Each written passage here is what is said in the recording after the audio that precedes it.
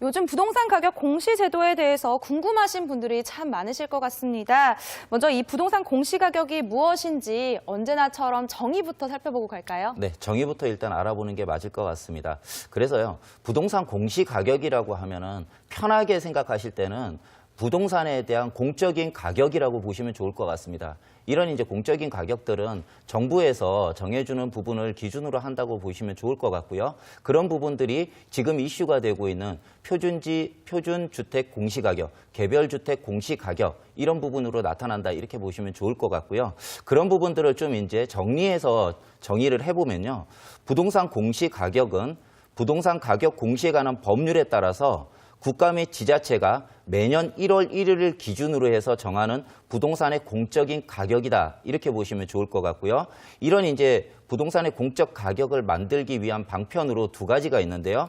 국토부에서는 표준이나 단독주택 공시가격, 그리고 공동주택 공시가격, 토지에 있어서 표준지 공시가격을 국토부에서 정한다. 이렇게 보시면 좋을 것 같고요. 이에 따라서 시, 군, 구에서 이런 이제 국토부에서 정한 표준 가격을 중심으로 해서 개별주택, 개별지의 공시 가격을 결정 공시한다. 이렇게 보시면 좋을 것 같습니다. 네, 먼저 부동산 공시 가격의 정의부터 살펴봤는데요. 그렇다면 또 이렇게 산정한 공시 가격은 어떤 목적으로 활용하기 위함인 거죠? 네, 아무래도 부동산이라는 부분들 자체도 재산권을 형성하고 있기 때문에 이런 이제 부동산의 공적인 가격들이 아무래도 조세나 준조세, 각종 부담금의 기준이 되기 때문에 굉장히 이제 우리 실생활에 많이 영향을 미친다 이렇게 보시면 좋을 것 같은데요. 그 부분을 좀 정리해서 말씀을 드리자면요. 이런 이제 부동산에 대한 공시 가격을 활용하는 주요 연간 제도들을 한 4가지 정도로 구분해서 좀 살펴보면 좋을 것 같습니다. 첫 번째가요. 조세나 준조세라고 볼 수 있는데요. 세부 제도에서 보면 재산세나 우리 종합부동산세, 상속 및 증여세, 그리고 건강보험료 등의 기준이 되는 그런 가격이다 이렇게 보시면 좋을 것 같고요. 두 번째 부담금 부분이 있는데요.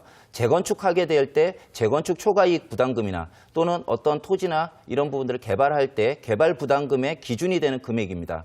그리고 세 번째로 복지라는 부분이 나와 있는데요. 복지 혜택을 볼 수 있는 부분들이 기초연금이나 장애인연금, 기초생활보장급여 또는 교육비, 근로장학금 등이 표준이 될 수 있는 그런 재산권의 내용이다. 이렇게 보시면 좋을 것 같고요. 마지막으로 감정평가 부분이 있을 수 있는데요.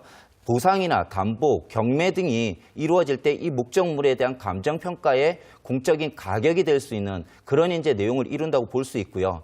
이런 이제 부동산 공시 가격은요. 앞에서 제가 말씀드렸던 조세, 부담금, 건보료 및 또는 기초연금 등 60여 개의 행정 목적의 기초 자료로 활용 중이기 때문에 우리가 지금 조세나 준조세 각종 부담금을 낼 때 내는 기준이 되는 부동산의 가격이다 이렇게 보시면 좋을 것 같습니다.